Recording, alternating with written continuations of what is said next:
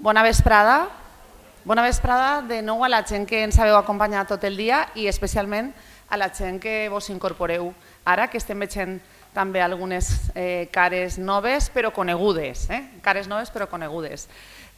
Quan planificàvem aquestes jornades vàrem pensar que volíem abordar el tema de la prostitució en un moment en el que consideràvem vital des de distints punts de vista. Este matí ha sigut una part molt institucional, com sabeu, la part de la delegació del govern, la part dels processos judicials, les forces i cossos de seguretat i esta vesprada i en la jornada de dimecres anirem analitzant el problema des d'altres punts de vista. I volíem, a banda de comptar amb una sèrie de ponents que estan especialitzades en determinades matèries perquè han investigat, etc., també volíem comptar amb altres mirades de persones que també treballen o han treballat en un moment donat en alguna qüestió relacionada amb la prostitució o que són, com el cas de Visa, que ara també parlarem, som membres d'una associació feminista de la comarca a la qual li preocupa especialment aquest tema. Per això pensarem en aquesta taula redona, que va ser més un diàleg que les ponències formals i que esperem també que vos aporte. I també tindreu l'oportunitat de fer preguntes a aquestes tres dones. S'incorpora en 2 minuts la tercera, magnífiques, molt preparades i també molt sensibles amb aquest tema. Al meu costat tinc a Carme Amoraga Toledo. Ella és veïna de Picanya, periodista i escriptora. Ella, tot el món la coneguem, però sempre ens agrada un poc repassar la seva biografia de manera molt breu, com estem fent. Ella va ser finalista del Premi Planeta l'any 2010 i Premi Nadal en 2014. Té al voltant de 13 obres publicades, no sé si tenim la xifra totalment actualitzada, Carmen, i una altra que està a punt d'eixir al carrer, en pocs dies eixirà al carrer un treball que estem esperant molta gent també amb inquietud perquè tracta sobre la dana i és un tema que a ella no li pilla de llum perquè ella, com algunes de les persones o moltes de les persones que esteu així, és afectada de forma directa i la seva veu al llarg d'estos mesos també s'ha convertit en una veu de resiliència en esta comarca al voltant de la dana, des d'un posicionament tranquil, respectuós, però ella ha anat transmetent una sèrie de missatges d'esperança i de coratge a altres persones que també estaven en la mateixa situació. Nosaltres hem volgut que estigui així perquè en 2018 va publicar Basta convivir, que era una novel·la en la qual una de les protagonistes era una jove que va estar víctima d'una xarxa de tràfic i tracte i va ser obligada a prostituir-se. I per tant, aquest serà el motiu, a banda que sempre és un plaer conversar amb Carmen Amoraga. Així és que, Carmen, jo la primera pregunta que te faria, perquè també me la vaig plantejar quan vaig llegir la novel·la Només eixires, per què vares abordar aquest tema? Bueno, pues nada, lo primero, muchísimas gracias por contar conmigo para estas jornadas que comentábamos antes que llevan tanto tiempo realizándose y que son cada vez más necesarias porque como nosotros estamos muy convencidas de que este es un tema que tiene que estar en primera línea, pero por desgracia vamos dando muchos pasos atrás, ¿no? Y gracias por hacer revivir una novela que me la he traído, que es Basta convivir, que mi editor no es que no quisiera publicar, pero me desaconsejó que la publicase, me desaconsejó que la escribiese. Cuando yo le dije, mira, me apetece escribir un libro que ponga el foco sobre la prostitución, sobre la trata de personas y sobre cómo nosotras y nosotros nos relacionamos con el hecho de que haya mujeres que son obligadas a practicar sexo con desconocidos a cambio de un dinero que no se queda en ellas, ¿no? Y entonces mi editor me dijo, bueno, yo no te puedo impedir que lo escribas, pero quiero que sepas que, me dijo que el premio Planeta que menos se ha vendido, y menos, es mucho menos, era un libro que tenía como tema, ni siquiera era el principal tema, pero tenía una de las tramas trataba de la prostitución, y comercialmente hemos detectado que la prostitución es un tema que literariamente interesa solo en novela negra, cuando a la prostituta la matan.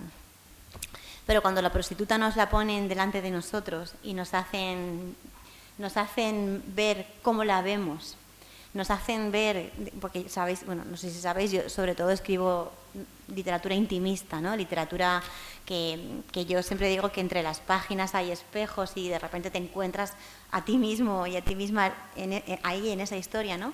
Y entonces, Basta con vivir, a mí me interesaba mucho poner de manifiesto que cuando tenemos a lo mejor un prostíbulo en nuestra finca, lo único o lo que más nos molesta es que hay mucho trasiego de gente. O cuando vamos en el coche, ¿no? Es una escena que hay en el libro, ¿no? Que vas en el coche con un niño pequeño y pasas por una rotonda donde hay una prostituta y lo único que haces es entretener al niño para que no la vea, ¿no? O sea, me interesaba abordar cómo invisibilizamos a mujeres que son mujeres como podemos ser cualquiera de las que estamos aquí, ¿no? Porque también había como un imaginario de que las víctimas de trata proceden de un ámbito social distinto al nuestro, de familias desestructuradas, y no. Son personas exactamente igual que lo somos nosotras, ¿no? Y me apetecía escribir sobre eso. Mi editor me publicó el libro, pero tenía razón. Es el libro que menos he vendido, en no sé si 13, 12, 11, yo tampoco los llevo contados, pero es el libro que menos he vendido en mi historia como escritora. Por eso, en cuanto me dijiste que viniese y que era por este libro, dije, ostras, pues claro que sí, porque es un tema del que hay que hablar. Y voy a contar brevísimamente la anécdota que te he contado antes. Esta mañana he ido a comprarme un pintalabios y yo lo quería rojo anaranjado, pero no tenían rojo anaranjado, y me ha dicho rojo puta. Entonces, claro, ostras. O sea, no tenían rojo anaranjado, pero sí que tenían rojo puta. Tenían rojo puta, ¿no? En cualquier lado. En cualquier sitio. Porque es que está tan normalizado en nuestra vida que es preciso que sigamos escribiendo y hablando y haciendo estas jornadas. Así que enhorabuena, no sé si te contestaba porque quise escribir, no? Però, sí. Però un poc sí, no? Com et vares documentar sobre... Perquè quan jo vaig llegir la novel·la vaig pensar que estava reflectint una realitat aplastant, no? I jo pensava també que a lo millor jo podria tindre prop una persona que estiguera en aquesta situació, no? Perquè se conta des d'una quotidianitat. Com et vares documentar? ¿A qui vares recurrir? ¿Está basado en algún caso real? Está basado en muchos casos reales, ¿no? Pero sobre todo está basado en el caso real. Le dedico la novela a Cosmina Dohan, y a Cosmina Dohan que me contó su historia. Y en los agradecimientos pongo Cosmina Dohan, agradezco esta novela a no sé qué, no sé cuántos, y a Cosmina Dohan, a quien dedico esta novela, por contarme su historia, incluso las partes que ha decidido olvidar para poder seguir viviendo. Cosmina Dohan entre otras muchas, pero fundamentalmente Cosmina me contó su historia, que no tiene nada que ver con la historia de Crina, que es la prostituta de Basta con vivir. Crina es una chica joven que estudia medicina en Rumanía, que ahora no me acuerdo si es hija única o tiene hermanos, pero sus padres la quieren, trabaja, le va fenomenal, se echa un novio con el que mantiene una relación durante mucho tiempo, bastante tiempo, y el novio la convence para venirse a España a empezar. Le dice, yo te homologo los estudios, no te preocupes, y cuando llega aquí lo que le pasa es que la ha vendido, ha sido captada a través del método que, bueno, todos son horribles, pero el método del Loverboy me parece horrible, ¿no? Todos, pero este especialmente, ¿no? Entonces Cosmina me contó su historia, pero también otras historias de compañeras suyas. Y el drama de Cosmina es que ella creía que era prostituta porque quería. Creía que era prostituta porque quería, ¿no? Pues, doncs una bona reflexió i un motiu per per a llegir la novel·la i per a aprofundir Está ya en aquest desactualizada. tipus A lo mejor en una d'història. biblioteca. Me refiero que ya no, yo creo que ya no la podéis comprar, pero en la biblioteca seguro que está. Carmen, tu més d'una vegada has dit, quan promocionaves este llibre, però també en algunes entrevistes en les que has citat el tema, que cal deixar de pensar el món de la prostitució com el que Hollywood ens ha venut, no? I aquesta icònica, per dir-ho d'alguna manera, no? Molt entre cometes, Pretty Woman, no? En aquesta banda sonora tan magnífica y tal. Sí. A ver, en general hay que dejar de romantizarlo todo, pero la prostitución es necesario, ¿no? Y es necesario ampliar el foco, sobre todo a la idea de que... Yo me acuerdo cuando yo, a ver, que lo tengo claro en mi cabeza, ¿qué sería? 2014 o así, era sobre la campaña electoral del primer Botanic, ¿no? Hubo una candidata que dio una entrevista y el titular de la entrevista era: hay que respetar a las mujeres que prefieren prostituirse antes que fregar escaleras. Es que era el titular, ¿no? Y ostras, a mí eso me dolió muchísimo, ¿no? Porque no se puede engañar a las mujeres ni siquiera haciéndolas a las que creen que es una decisión voluntaria, porque nunca es una decisión voluntaria. En el caso de mujeres vulnerables, muchísimo menos, ¿no? Pero en el caso de las mujeres que creen que es una vía rápida y fácil para ganar dinero, pues muchísimo menos, ¿no? O sea, claro que no es todo como en Pretty Woman, porque nosotras no somos Julia Roberts y ellos no son Richard Gere, ¿no? Sobre todo la segunda parte, ¿no? Porque es que aunque físicamente se parecieran a Richard Gere, o sea, un hombre que tiene que pagar, que tiene que cosificar a una mujer para tener sexo, ostras, ¿no? Cal pensar, no?, davant de quina mena de persona estem. Carmen, tu eres mare de dues filles que a més estan també molt presents en la teua esfera pública perquè tu parles d'elles en les xarxes socials, etc. Tu parles d'aquest tema amb les teues filles, de la prostitució? Con la mayor sí, porque la mayor tiene 18 años y bueno, tiene una mirada más morada que la pequeña. La pequeña todavía tiene una mirada, no es rosa del todo, pero todavía no es morada, ¿no? Y la verdad es que una vez en una entrevista que le hice a Ana María Matute me dijo que caíamos en el error de pensar que el mundo era como lo que teníamos cerca, ¿no? Y no es así, ¿no? Yo por un lado me tranquiliza pensar, joder, en el mundo hay mujeres jóvenes pues como mi hija, como Amanda, la hija de Julia Ruiz, a la que seguro que mucha gente en la sala también conoce, ¿no? Y eso me tranquiliza mucho, ¿no? Pero por otra parte hay muchos cenutrios también. Sí, y cenutrias, pero, o sea, yo hablo con ellas y con mi hija, ¿no? Y o sea, tengo como una sensación que no sé bien cómo es, ¿no? Porque mi hija es la rara. Es la rara en un mundo en el que... En el seu voltant, vols dir, en sí, classe... És la rara perquè... Es la rara porque es la rara, sí, es la rara porque tiene, o sea, porque tiene unos valores en igualdad y unos valores en feminismo y unos valores que muchísima gente de su edad no comparte, ¿no? Y eso me angustia también, porque digo, joder, ¿cómo puede ser, no? ¿Cómo puede ser? Con lo que han padecido nuestras madres para que nosotras tengamos la vida que hemos tenido, con lo que nosotras hemos hablado, porque hemos tenido la oportunidad de hablar y de contar y de escribir y de cantar y de hacer películas, porque la gente piensa en una película, a ver, tú dices, a ver, una película de prostitución y te dicen Pretty Woman, ¿y por qué no te dicen Princesas de Candela Peña?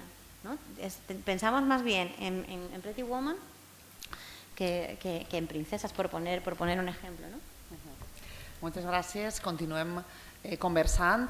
Ja s'ha incorporat a la taula Teresa Domínguez. Li agraïm especialment que estigui avui ací perquè ella és, com ara comentaré, és redactora en cap del diari Levante i és la cap de l'àrea de successos i tribunals. I això vol dir que en qualsevol moment del dia i de la nit de vegades pot passar alguna cosa i ha d'estar pendent, com està passant avui, que està passant estan passant coses molt importants en la seva àrea i ella està atenent el telèfon, està amb nosaltres. Teresa Domínguez, com dia, és periodista, redactora en cap del diari Levante, cap de l'àrea de successos i tribunals des dels anys 90 i és experta des del punt de vista del periodisme en temes relacionats amb la violència masclista i la prostitució. Té diversos premis atorgats per la Policia Nacional o el Col·legi Oficial de Detectius, entre altres organitzacions. És la periodista, o va ser la periodista i continua sent la periodista de referència del cas de les xiquetes d'Alcàsser, que recordem, i a més en aquell moment ella va tindre que combatre la desinformació, els bulos i tota una sèrie de muntatges que sobretot feren homes al voltant d'aquella història. I ahí estava Teresa amb les dades, cada dia intentant rebatre, encara que no fora popular la informació ben contada que ella contava sobre aquell cas tan dramàtic. Així és que amb Teresa també volem conversar. Teresa, jo la primera pregunta que et faria, recordes quina va ser la primera de les informacions o alguna de les primeres informacions que vares fer sobre prostitució? Bueno, primero gracias por la invitación, gracias por contar conmigo y pedir disculpas, bueno, le ha explicado ella ya, era una cuestión de trabajo, de una información que está hoy en plena ebullición y no podía dejar de atender el teléfono, así que os pido disculpas a todos los que habéis decidido echar la tarde aquí. Bueno, pues esa pregunta, como yo ya me había enchivado que me iban a hacer la pregunta, me tiré ayer hasta las 2 de la mañana. Esta es así era el periódico antes, ¿vale? Es una fotocopia muy mal hecha, pero para que, por si no lo recordabais, ¿vale? Esto existía y eran bastante gruesos, con muchísimas páginas. Bueno, pues estuve sondeando allá por el Pleistoceno del periodismo valenciano, yo empecé en julio del 89, y recordé algo que se me había borrado, y es que en aquel momento se hablaba o se publicaba sobre prostitución con dos enfoques distintos. Le comentaba el otro día a Laura que soy muy crítica conmigo misma. Cuando me hacen preguntas de comparar antes y ahora, siempre tiendo a pensar que antes escribía mucho peor, no peor en cuanto a la capacidad de oratoria o de juntar letras, ¿no? Sino con menos sensibilidad. Y no es verdad, o sea, siempre me sorprendo porque busco cosas mías de hace 36 años que empecé. Bueno, empecé en Valencia. Y efectivamente se distingue de otras muchas informaciones porque al fin y al cabo una siempre termina siendo la misma. Te puedes formar más o menos, pero digamos que el pozo ideológico sigue estando ahí, ¿no? El pozo de sentimiento, ¿no? Bien, pues en aquel momento se hablaba sobre todo de prostitución, es decir, la prostitución normal o normalizada no entraba ni siquiera en los diarios, salvo que hubiera una intervención de la policía. Y cuando se abordaba en las páginas, sobre todo de Valencia ciudad, era de una manera relacionándola, no me quise hacer porcentajes, pero yo diría por aproximación que como un 80, por no decir 90% de las veces, en las que asociaban la idea de prostitución y tráfico de drogas directamente. Hablaban de mundo delincuencial, era todo criminalidad, y se hablaba en el mismo nivel de prostitución. Evidentemente no se está hablando del proxeneta, ni del putero, se está hablando de la pobre desgraciada que estaba en situación de prostitución, ¿no? Y en mi terreno había muchísimos casos, bastantes casos, a lo mejor muchísimos me he pasado, había bastantes casos de prostitución infantil. Y recuerdo porque lo vi anoche y ahora ya lo recuerdo, que ese primer caso importante del que hablé fue una red de prostituidores, de puteros, tirando a muy mayores en Xàtiva, que bueno, al final fueron como 15 o 20 crías a las que efectivamente prostituían. No, ellas no elegían nada, o sea, con 12, 13, 14, 15 años tú no eliges cuando viene alguien y te prostituye y te da dinero y te da regalos y te lleva a cenar. Para alguien que ir a cenar es algo que no ocurre absolutamente nunca en su vida, o te saca de paseo en un coche, ¿no? Y me acordé de que efectivamente hubo varias tramas de ese tipo. Recuerdo otra en Sueca en la que las víctimas eran niños, con O. Otra en Valencia, que fue una de las mayores de prostitución infantil, que digamos que la prostitución infantil estaba como aflorando en aquel momento. Ahora se habla mucho más de la prostitución de mujeres adultas o menores cerca de la edad adulta, y sin embargo tenemos esa asignatura pendiente de la visibilización del abuso infantil que nos queda mucho terreno por recorrer. Com ha evolucionat el tractament de la informació? En aquella època ja s'has apuntat com era, no? La prostituta no era la víctima, sino que era probablemente el problema. ¿Y cómo ha evolucionado? ¿Cómo ha anat evolucionant? Pues es que depende a quién leas. hay gente para la que no solo no ha pasado el tiempo, sino para la que, y ahí le respondo un poco a Carmen, ella dice cómo puede seguir ocurriendo cuando hemos tenido la oportunidad de hablar, cuando ha habido tanta lucha feminista, cuando ha habido mujeres. Bueno, pues es que si pasado mañana tenemos un gobierno de ultraderechas y decide que las mujeres ya no tienen derecho al voto, pues a lo mejor nos vemos en la tesitura de estar defendiendo en un parlamento que sí tenemos derecho al voto.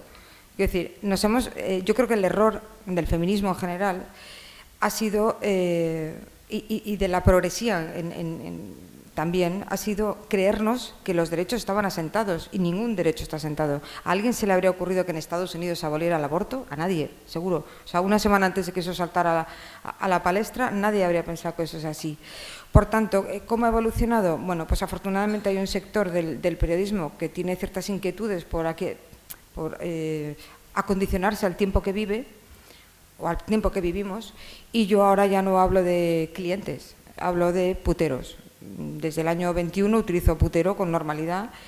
Desde 2021. Sí, yo he estado buscando, porque es que la memoria ya no es lo que era, es verdad. He estado buscando y he encontrado No, así, es que se ha ido en un momento. Sí. Ha habido ahí como un lapsus. Algún putero. Sí. Lo más lejano en el tiempo que he encontrado fue en diciembre de 2021, en una información en la que hablaba de que uno de cada 5 hombres había consumido. Es que tampoco me gusta utilizar términos económicos, mercantiles, ¿no? Porque no se trata ni de un negocio ni de nada dentro de la economía, ¿no? Pues 1 de cada 5 hombres había pagado por sexo, lo cual es una barbaridad, era el 19,5% de la población. Bueno, pues en ese artículo que se publicó el 22 de diciembre de 2021 en el diario Levante, tanto en la versión web como en la de papel, yo utilizaba el término putero. A mí me va por la cabeza que yo ya lo había utilizado con anterioridad, en una información más puntual, ¿no? Pues, detenido un putero por algo, o detenida una mujer, por ejemplo, en situación de prostitución, que denunciaba que un putero le había quitado el dinero, ¿no?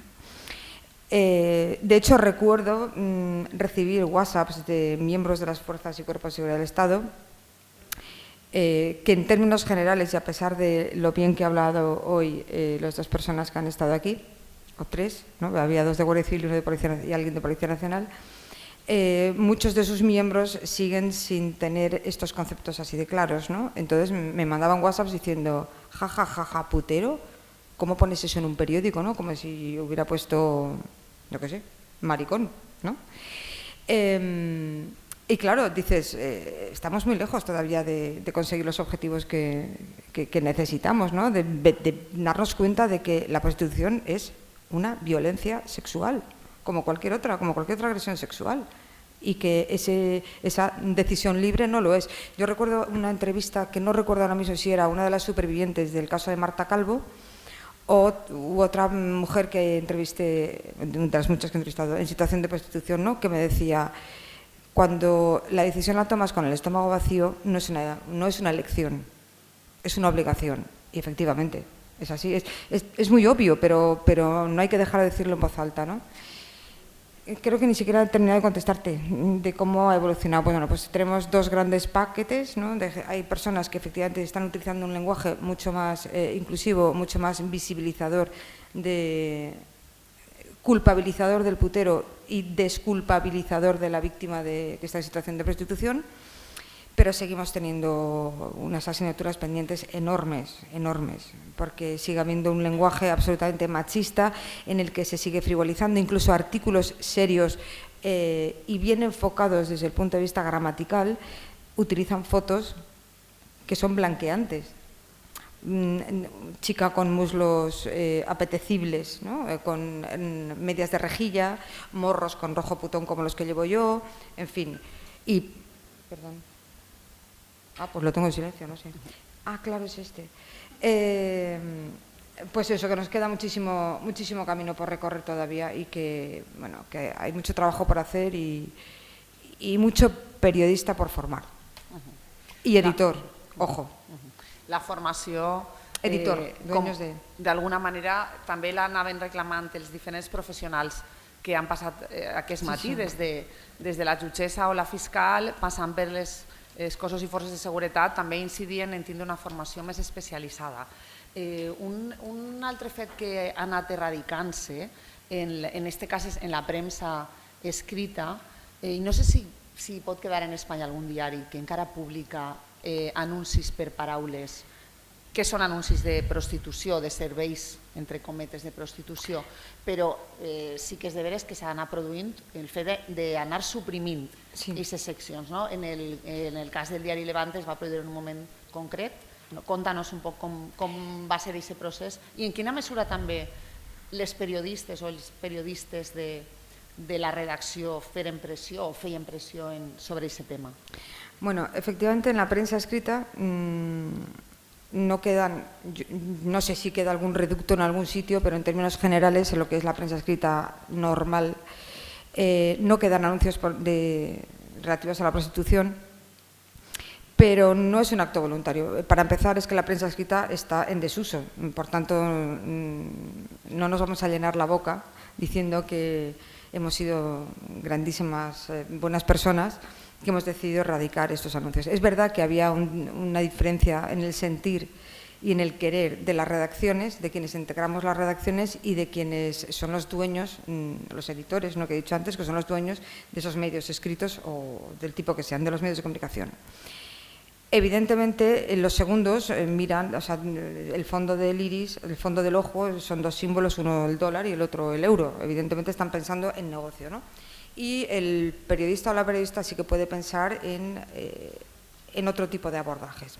Dicho lo cual, cuando la prensa escrita, entre ellos Levante, deja de publicar anuncios, en el caso de Levante concreto, eso coincide en el tiempo con una normativa que propulsó Gabriela Bravo cuando estaba como responsable de la cartera de Justicia en el Botanic,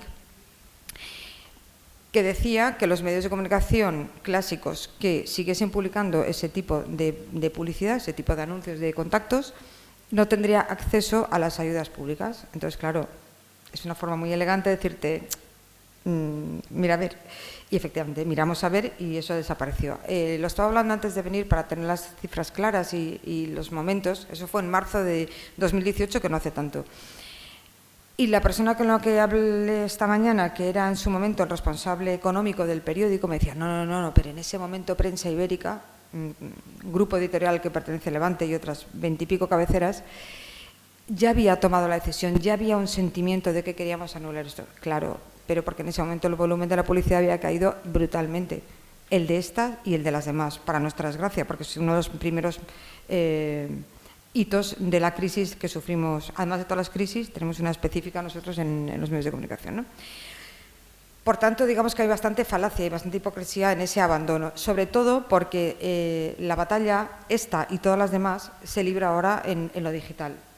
Entonces, de poco me sirve a mí que el periódico Levante y todas las demás cabeceras, El País, por ejemplo, dejó de publicar ese tipo de anuncios un año antes, en 2017, de poco me sirve si después todo eso se ha trasvasado a Internet y tenemos que la página más visitada del mundo, la plataforma más visitada del mundo es Pornhub, que para los que no lo sepáis, bueno, yo esta mañana se me ha ocurrido meterme y ahora me va a aparecer en mi Instagram, en fin, todo lo que no quiero, pero en fin.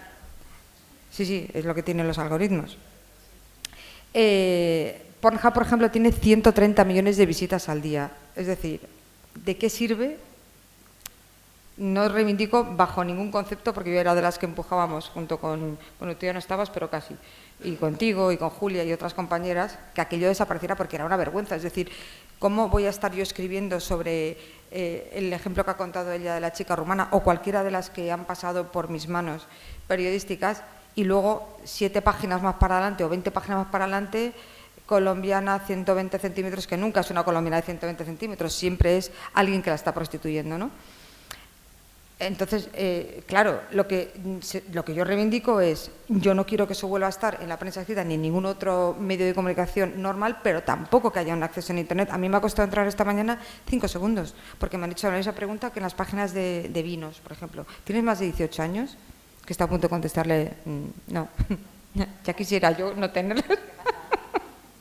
¿Vale? No, a ver qué pasaba, no, si no pones menos de 18 no te deja entrar, pero nadie va a poner tengo menos de 18, aunque tengas 9 y quieras entrar.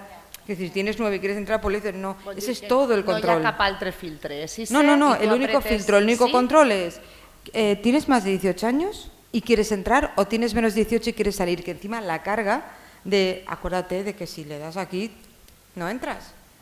Pues eso, 130 millones de visitas al día. España ocupa el puesto número 12 en visitas diarias. A finales de marzo de 2020, recordáis que estábamos en pleno confinamiento desde el día 14 en España y prácticamente mismas fechas en el resto del mundo, Pornhub, su gran aportación al bienestar de la sociedad general del mundo fue decir que daban acceso gratuito al Premium, que ya es, lo puedes ver todo, sin restricciones. Bueno, pues en España, por ejemplo, el crecimiento a finales de marzo fue de un 61%. O sea, se nos está quedando el pisito precioso. La media de crecimiento en todo el mundo fue del 6% en apenas unos días, ¿no? Bueno, pues esas son las cifras de OnlyFans. Para que os hagáis una idea de lo profundo que es el problema que tenemos, de OnlyFans, no, perdón, la de Pornhub. OnlyFans es otra historia, sí. De lo profundo que es el problema, cuando hace no mucho un periodista de un medio estadounidense desvelaba que dentro de Pornhub había acceso directo, sobre todo en Premium, a violaciones, asesinatos, pues todas las aberraciones que nos queramos imaginar y alguna más. En ese momento había 13 millones de páginas dentro de Pornhub. Al día siguiente quedaban 3 millones, porque cuando Facebook y las grandes plataformas, en un acto de limpieza superficial, dijeron que no iban a interrelacionarse, automáticamente sacaron de su plataforma 10 millones de páginas. Es decir, de las 13 millones que tenían disponibles, 10 millones ya no eran ni siquiera porno, y no me gusta decir normal, pero ya me entendéis con la expresión, ¿no? Sino que eran de aberraciones puras y duras. Pues en ese mundo va a ser muy difícil que consigamos la abolición de la prostitución y que consigamos convencer al resto de la humanidad de que es eso, una violencia sexual como cualquier otra. Teresa, tu has comentat abans que quan vares començar et varen impactar molt una sèrie de casos de prostitució de xiquetes i xiquets, però mirant tota la teva trajectòria, quina notícia que hagis pogut escriure sobre prostitució és la que a tu personalment més t'ha impactat? Pues hay dos. Uno es cuando giro antes el ordenador, no sé si alguien ha podido ver el titular, es el asesinato de una mujer polaca que fue asesinada en abril del año 99, presuntamente, bueno, es que ya está prescrito. El principal sospechoso, voy a hacerlo así porque no quiero la siguiente mesa hacerla desde Picassent. El principal sospechoso era el entonces decano del Colegio de Ingenieros Industriales de Valencia, Eduardo Borso y Carminati, de una familia de rancio abolengo en esta ciudad muy próxima a la ultraderecha. Y la víctima era, pues eso, una desgraciada mujer de origen polaco que llevaba estando en situación de prostitución bastante tiempo. Además, prostitución que ejercía, que llevaba a cabo en su domicilio y se habló muchísimo de la agenda de Eva, ¿vale? Hubo mucha literatura barata alrededor, mucho intelectual de izquierdas, de esos que publican en La Cabecera de Levante y en otras, que efectivamente hablaban de esto en estos términos, ¿no? De la agenda de Eva y con ese toque picantón, ¿no? Bueno, pues ese asunto, como he dicho al principio, está sobreseído y nunca hubo un culpable. Este hombre fue investigado, era el principal sospechoso.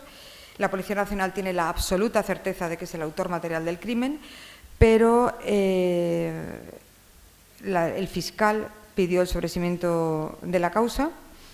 El juez, que hoy tiene un altísimo cargo en la justicia valenciana, accedió y ese caso se sobreseyó provisionalmente y nunca se reabrió. Para que os hagáis una idea, muchos seguramente veréis series policiales y podéis deducir o imaginar lo mucho que cuesta llevar adelante una investigación, ¿no? En ese caso, la Policía Nacional, el Grupo de Homicidios de la Policía Nacional, tomó declaración a 400 personas que figuraban en esa agenda, que no es moco de pavo. 400 personas que en muchos de los casos tenían relaciones de sexo pagado a espaldas de sus parejas y aún así accedieron a declarar y firmar sus declaraciones. Entre ellos había incluso un arquitecto, que no es Calatrava, pero que también tiene... No, lo digo porque es un arquitecto... de referencia famoso, internacional con despacho, es que coincide en Londres, pero no es Calatrava, que era que era putero habitual en el caso de Eva Striniak, ¿no? Y este hombre, cada vez que venía a Valencia, tenía encuentros pagados con ella. Pues accedió a declarar, y esta es su declaración, bueno, si no se lo llevó la Dana en el depósito de Ribarroja, ahí está su declaración donde el hombre decía que Eva le había confesado que un cliente, porque es lo que decía la declaración, un cliente habitual de ella llamado Eduardo, le pegaba con frecuencia. Bueno, pues tampoco eso sirvió para nada y aquello se archivó. Y entonces ahí yo fui absolutamente consciente de que era la contraposición injusta de dos mundos, ¿no? El prohombre blanco hetero de la alta burguesía valenciana y la puta polaca, que a quién le importaba, ¿no? Y efectivamente el caso se quedó sin resolver. Ese ha sido siempre una espina que yo he llevado clavada, siempre escrito al límite de Picassent, en el límite de la ley. De hecho, he debido hacerlo bien porque nunca nadie ha osado querellarse contra mí por esto. Y en el grupo de homicidios de Valencia, que hoy en día queda nadie, no queda nadie de aquel mismo grupo, pero sigue siendo como una especie de losa que pesa sobre ellos, ¿no? El que no les permitieran, porque además este hombre tuvo un amparo especial, lo tuvo respecto al entonces jefe superior de policía, lo tuvo después en un juzgado, lo tuvo estando en jefatura de detenido, donde dejaron bajar a los calabozos al entonces delegado del gobierno, que era compañero de pupitre suyo en el instituto, en fin. Tenía todos los elementos, esos que yo he escuchado muchas veces a lo largo de 36 años y que nunca son verdad. Es decir, esas conspiraciones judeo-masónicas de que el poderoso se confabula contra el pobre proletario, eso no suele ser cierto. Pero en esa ocasión yo vi que era verdad, además lo vi con mis ojos, ¿no? Y el otro caso es evidentemente el de Marta Calvo. En la otra, al final sí que importa que pase el tiempo, ¿no? Y que mejoremos la formación y la forma de encarar las cosas. En el caso de Marta Calvo, no sé si conocéis el caso, es un asesino en serie, un tipo que buscaba siempre entre sus víctimas, o sea, buscaba como víctimas a mujeres en situación de prostitución, y si eran extranjeras mejor, porque obviamente son tan vulnerables que ni siquiera denuncian. Cuando la policía entra en un burdel y ofrece a las mujeres protección a cambio de información, porque sin información y sin datos, sin hechos objetivos no hay pruebas, y sin pruebas tú no puedes acusar a los proxenetas, las mujeres no quieren. Es absolutamente excepcional y tienen que estar muy desesperadas o ser muy, muy fuertes porque evidentemente le tienen mucho más miedo al prostituidor y a sus tramas que lo que le pueda pasar a la policía. ¿Que me vas a echar a mi país? Pues vale, hasta luego, ya volveré, si puedo y si no, no, pero el otro me va a matar. Bueno, pues en este caso, para que lo sepa bien y para que no haga un resumen súper rápido, este tipo quedaba con mujeres en esa situación y les introducía en contra de su voluntad, o sea, con el argumento de que iban a hacer fiesta blanca, que no es nada más que consumir cocaína mientras se mantienen relaciones sexuales, no es ni cubrir a la mujer ni ninguna estupidez por el estilo, ¿no?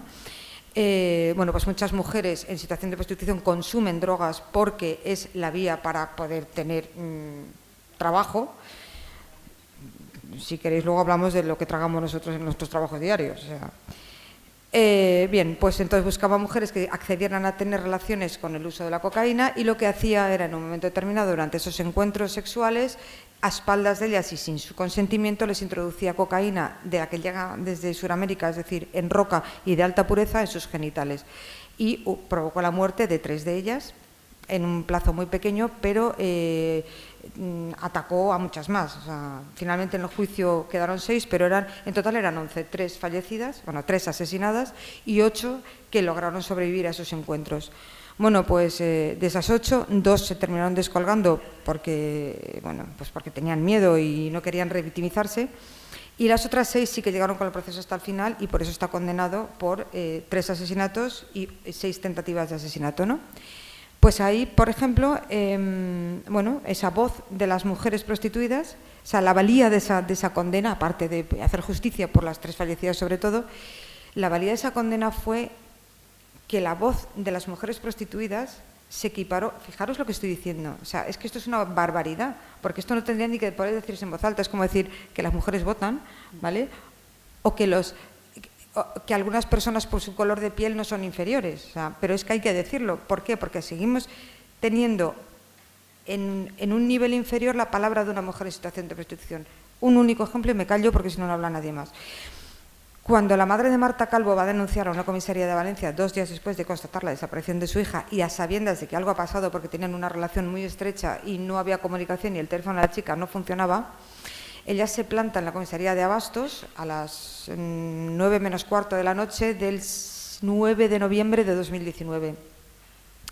Expone que su hija está en situación de prostitución, que no sabe nada de ella y que teme que le haya pasado algo. Ya el de la puerta la intenta desactivar, pero después el policía que está sentado en la oficina de denuncias, cuya misión es recoger las denuncias de cualquier ciudadano o ciudadana que acuda allí a presentar una denuncia, le dice, la intenta desactivar y le dice que, bueno, mujer, no te preocupes, si tu hija es prostituta, pues chica, pues vendrá dentro de 2 días con 20.000 euros y ya está. Esto es real, esto lo ha contado Marisol Burón, que es la madre de Marta, lo ha contado, la primera vez me lo contó a mí en una entrevista en Levante y luego lo ha contado por activa y por pasiva, incluso en la sala de vistas delante de todo el tribunal de jurado, ¿no? Esa es la realidad. Esa es la realidad. La realidad es Florina Gogos, que estaba en situación de prostitución en una curva de la pista de silla y que tardaron días en denunciar su desaparición, porque nadie se ocupa de esas mujeres.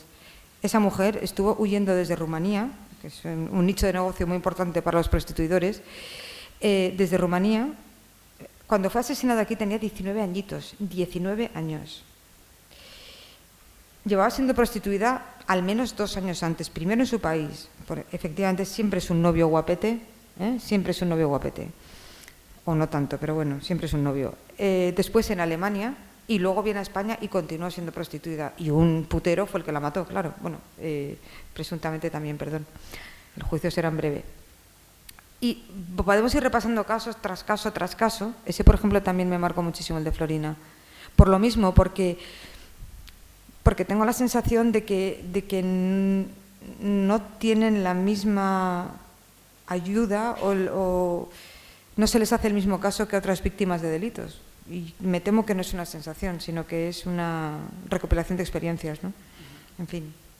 Moltes gràcies, Teresa. Continuem ara parlant amb Maria Luisa Bernaldo de Quirós Fernández, Visa per a les amigues.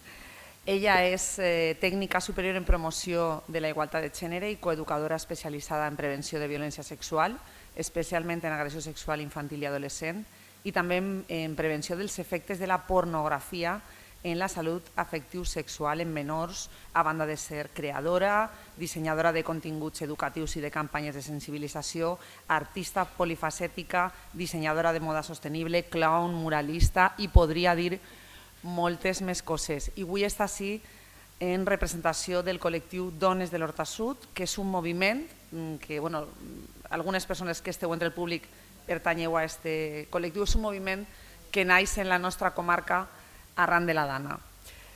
Visa,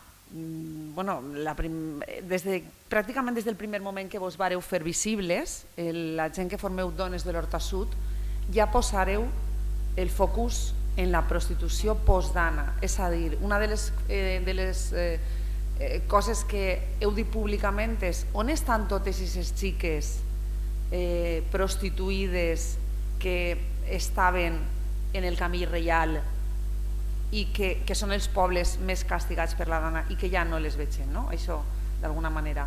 Per què aquesta preocupació? Què penseu que ha pogut passar? Claro, a ver, somos muchas asociaciones las que estamos conformando Dones de l'Horta Sud y claro, hay algunas compañeras que llevan muchos años, como se ha visto esta mañana, muchísimos años ya trabajando en el tema de la abolición y por supuesto intentando hablar con las mujeres que están en situación de prostitución. Entonces, ¿qué pasa? Que cuando salen las noticias se preocupan por la población, las urgencias y qué pasa con esas mujeres que no tienen voz. Entonces, acabas de nombrar, por ejemplo, a Florina, ¿no? Yo imagino, no sé, algunas de las compañeras, por supuesto, lo han tenido en cuenta y lo han puesto sobre la mesa. Pero ¿os imagináis lo que costó que denunciasen la desaparición de Florina? 10 días. ¿Por qué tardaron tanto en denunciar? Si sabían que le había pasado algo seguro. ¿Por qué tardaron tanto? Esta mañana hemos visto cómo las fuerzas y cuerpos de seguridad del Estado explican que es muy difícil acceder a estas mujeres. Entonces, si tienen miedo a denunciar, ¿cómo van a denunciar la desaparición de una compañera? Si entre ellas a veces ni siquiera se pueden hablar, lo que decían también, no se pueden comunicar. Entonces, teníamos clarísimo que habían desaparecido, que probablemente no se iban a contabilizar porque algunas ni siquiera están documentadas, no hay padrón, no hay nada. Entonces sabemos por algunas compañeras que sí tenían localizadas algunas mujeres que les estaban haciendo seguimiento, que ya no estaban. Entonces, no están porque se han muerto, no están porque se han ido a otro sitio, bueno, se han ido no, las han llevado a otro sitio, porque las que estaban comunicando esas desapariciones de otras compañeras que daban la voz, de repente desaparecían también.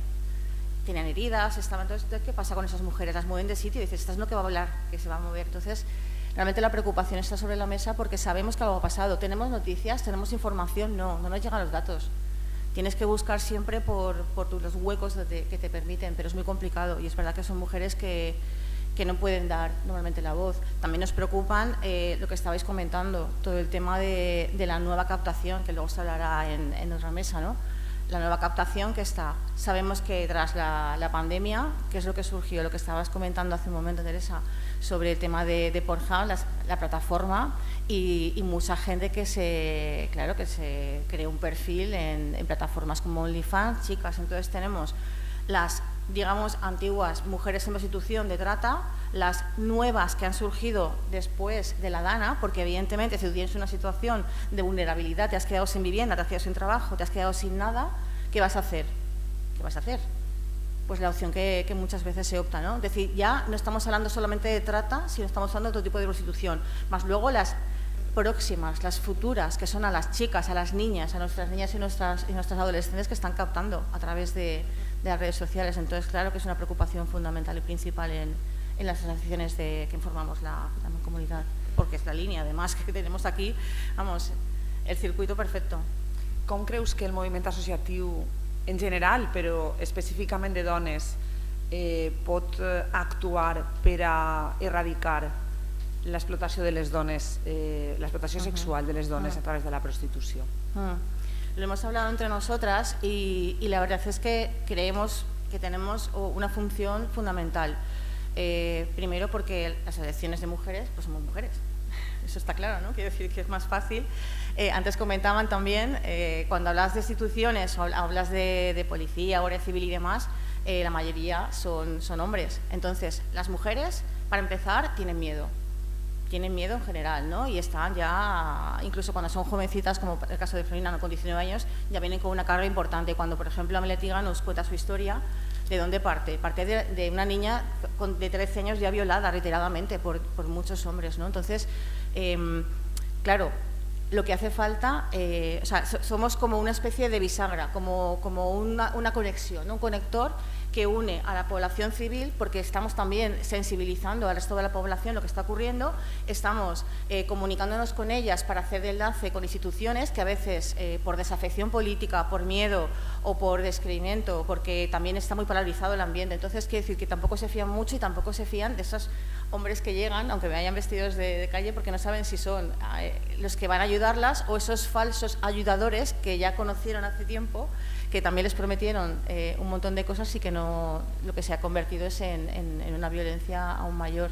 Entonces creo que somos como, sí, no es una entidad como tal, pero somos muchas personas, somos muchas mujeres en este caso, pero que somos la conexión, digamos, facilitadoras de esa comunicación. Cuando hablamos de coordinación, las asociaciones en general y las que están trabajando con mujeres directamente, es lo mismo. O sea, creo que es súper útil. Y porque entre nosotras también, en nuestros círculos cercanos, también vamos un poco haciendo esa divulgación, ¿no? Esa sensibilización que, lo que comentaba esta mañana la compañera, ¿no? De las campañas, más campañas. Nos hacen falta más porque no hay información real, no llega toda la información y quizá a través de asociaciones nos es mucho más fácil transmitir esa realidad. És com una gran xarxa horizontal, sí, exacto, no? Totalment. Que connecta la institució amb la base de la societat i també amb aquestes dones. En la comarca de l'Horta Sud tenim una sèrie de pobles, la meitat aproximadament, que tenen ordenances específiques municipals en matèria de prostitució, o bé que les seues ordenances varen introduir una sèrie d'articulat i normatives per a multar els puteros, etc. ¿Creus que les ordenances municipals son efectives, Visa? Efectivas, pues creo que ha salido bastante esta mañana el tema. ¿Qué necesitamos?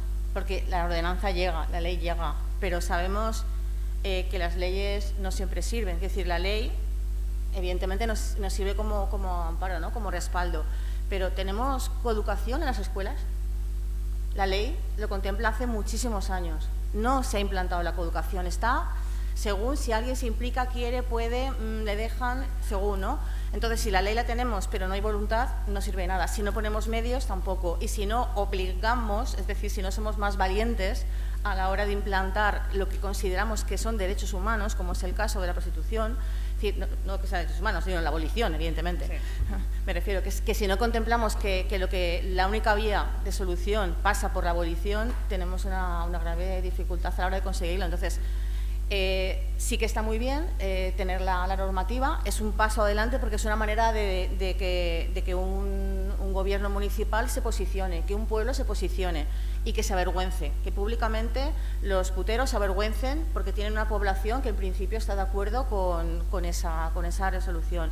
Pero sin coeducación afectivo-sexual, sin campañas valientes que lo nombren como tal y que no sea solamente, porque algunas están bien, pero para mi gusto se quedan un poco en lo políticamente correcto, es decir, no denuncian directamente lo que hay, ¿no? O sea, no sé, queda medio camino. No enseña la realidad. No muestran la realidad. Y se puede aplaudir, ese es el problema. Gracias. Y otra parte que también se nos olvida es que una cosa que también comenta mucho Amelia Tiganus, que es que necesitamos una red, que tenemos una red de mujeres, necesitamos una red de hombres que se comprometan, hombres, como llama ella, íntegros, que son los que no solamente hace falta que no consuman prostitución, no hace falta solo que no sean puteros, sino que denuncien y señalen a otros puteros, que saben quiénes son, porque los conocemos, algunos se conocen, o sea, se sabe quiénes son, que en el grupo de amigos tampoco toleren eso y que hagan algo, que tejan red, no que esperen a que les pidamos el favor, sino que entre ellos tejan redes que puedan acabar con esta lacra que dura demasiados siglos. Eso creo que es un poco... I ja per a finalitzar vaig a plantejar-vos la mateixa pregunta a les tres. Al llarg d'este matí hem estat repetint des del president de la Mancomunitat que obria la jornada fins a les diferents persones que han intervingut. Bueno, ha estat un poc en l'ambient la necessitat d'una llei estatal abolicionista. S'ha posat damunt de la taula per els cossos de seguretat que han dit que si no, no poden arribar més enllà d'on van, la pròpia justícia, etc. Jo vos plantejo aquesta pregunta. Què penseu? Fa falta aquesta llei? ¿Cuánto tiempo tenemos? No, hombre, porque la respuesta corta es sí, obviamente, sí, ¿no? Hace falta una ley que sirva como un marco de referencia y de obligado cumplimiento y que nos diga, no se puede mercantilizar el cuerpo de la mujer, porque no se puede mercantilizar ningún cuerpo. Si yo quisiera, no podría vender un riñón. Tengo dos, me sobra uno, pero no puedo hacerlo, ¿no? Pero y esto pues igual, obviamente las leyes, lo que pasa es que, bueno, mi madre siempre decía algo que han dicho todas las madres: echa la ley, echa la trampa. Seguro que aunque hubiera una ley se encontraría la manera de tal, pero habría una ley, ya se sabría que el putero es el que está cometiendo el delito, no la mujer o el hombre, no la niña ni el niño, ¿no? Y por ejemplo, estabas tú comentando antes cuando se dejó de publicar publicidad por el motivo de X, ¿no? Pero, y OnlyFans, que hemos contado. O sea, es que OnlyFans en las televisiones generalistas, que nadie vemos, pero ahí están, las televisiones generalistas, continuamente está saliendo casos de chicos y chicas que han sido famosos. Yo que sé, un chico que salía en Los Serranos, ¿acordáis? De Los Serranos. Pues uno que salía en Los Serranos, que luego cuando le va mal se mete en OnlyFans y gana muchísimo dinero. Primero enseñando a lo mejor un pie, pero luego otra cosa, ¿no? Y parece tan fácil. Marta Calvo, ella quería comprarse, quería alquilar un negocio con su madre para montar un negocio de estética y pensó que era, bueno, que para hacer lo que haría cualquier fin de semana sin cobrar, pues cobrando, ¿no? Joder, es que yo creo que eso con una ley no se va a terminar. Pero si hay una ley, se va a saber, se va a tener conciencia de que está mal y que el putero va a pagar, ¿no? Evidentemente es lo que dice Carmen. La respuesta rápida es sí, tengo el convencimiento absoluto, pero también es cierto que una ley, lo que comentaba la compañera, sin su dotación presupuestaria adecuada, sin poner a las personas necesarias para desplegarla, para hacerla real, va a ser un titular, o va a ser como esos carteles que están a la puerta, a la entrada de muchos de nuestros municipios, que es X libre de violencia machista. Ya estoy yo para contarlo. Sería la continuación de la frase, ¿no? Lo que ocurre cada día. Y yendo a lo que dices tú, es que antes se me olvidó decirlo, ¿vale? Es que es toda una falacia, porque hablamos de OnlyFans y hablamos de Pornhub y eso es evidente. Cuando tú te metes en Pornhub vas a ver un culo en pompa, es lo mínimo que vas a ver, ¿vale? Pero cuando tú abres el país, te crees que no vas a ver eso. Sin embargo, si bajas un scroll, que es eso que le damos a la ruedecica para abajo, pues cuando bajas 2 o 3 ruedecitas para abajo, te encuentras cosas como: ¿quieres conocer mujeres maduras? Camuflado como... Y estoy hablando del país, y de ahí para abajo. Pero es que el Marca, por ejemplo, esa asociación tan perniciosa de forocoches, ¿no? De esa masculinidad, en fin, tienen una cosa que se llama tiramillas. Yo puse tiramillas Marcas, ¿vale? Y lo primero que sale lo voy a hacer aquí otra vez, en tiempo real, y ahora me doy la vuelta, si me hace caso. Ah, bueno, está aquí, perdón. Bueno, pues ahora sale Angelina Jolie, vale, esto es para dejarme mal. Pero antes salía directamente chavalas jóvenes con muy poca ropa y efectivamente, y te salen entrevistas de Maripuri, no tenía trabajo y ahora factura 40 millones de euros. Y tú dices, yo estoy haciendo el idiota. Claro, ¿qué hago?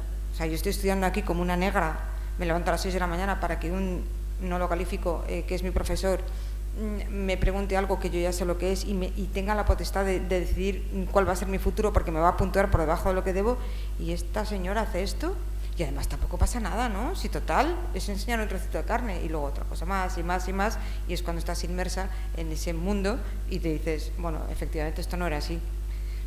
Por tanto, claro que hace falta una ley abolicionista, pero sobre todo hace falta educación, porque si no, ya está prohibido matar.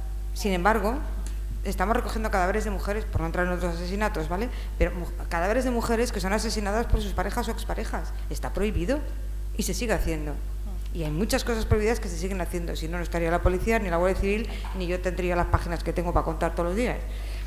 Por tanto, si perdemos el punto de vista más importante, que es el educativo, y ahí lo estamos perdiendo completamente, vamos muy mal. Sujétame el cubata. No, que quería añadir una cosa más. El educativo, pero también lo voy a enunciar como el empático. Porque todas las... claro, por eso te digo, la empatía. Todas las personas que estamos aquí tenemos esa empatía. ¿Dónde están esas mujeres? Decía la compañera. Y os preocupáis por ellas y tal, ¿no? Pero por lo general pensamos que no tiene nada que ver con nosotros ni con nuestras vidas. Bueno, a mí, ¿qué me cuentas? Yo con llegar a la noche viva ya tengo bastante, ¿no? Y o sea, esto que me dijo a mí, que a la gente no, de verdad es que la gente no, a lo mejor es que está especialmente mal escrita esta novela, ¿sabes? No lo sé, pero de vender miles y miles y miles de novelas anteriores, pasé a vender pocos miles de esta, porque no tenemos empatía hacia un tema que generalmente pensamos, bueno, yo no soy prostituta, mi hija no es prostituta, mi pareja no es putera o putero, ¿no? Entonces es un tema que a mí ni me va ni me viene. Haría falta que educásemos muchísimo en empatía de, oye, a lo mejor a ti no te afecta, pero estás en el mismo mundo que estas personas y tienes la obligación de dejar el mundo un poco mejor, ¿no? No podemos llorar porque vemos a un niño de Gaza, que sí que hay que llorar por él.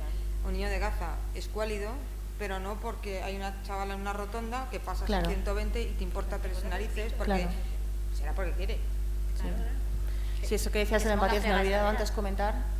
Por ejemplo, ¿cuántas mujeres trajeron aquí cuando pasó lo de la Dana? No las que salieron de aquí o las que se perdieron. ¿Cuántas mujeres trajeron para consolar a los pobres hombres que estaban dándolo todo para limpiar las calles y los comercios y los bajos y las viviendas?